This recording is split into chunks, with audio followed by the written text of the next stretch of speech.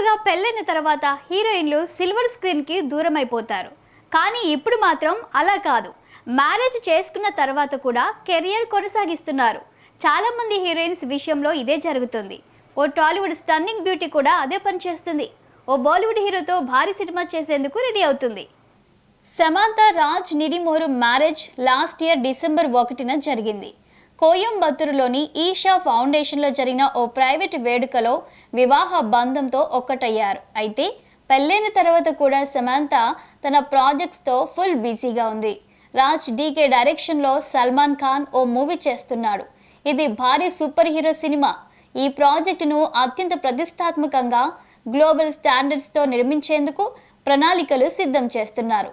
సల్మాన్ ఖాన్ కెరియర్లో ఇది ఓ విభిన్నమైన కొత్త తరహా సినిమా అవుతుందని సినీ వర్గాలు చెబుతున్నాయి. సల్మాన్ సరసన హీరోయిన్గా సమంత పేరు పరిశీలిస్తున్నారని తెలుస్తోంది.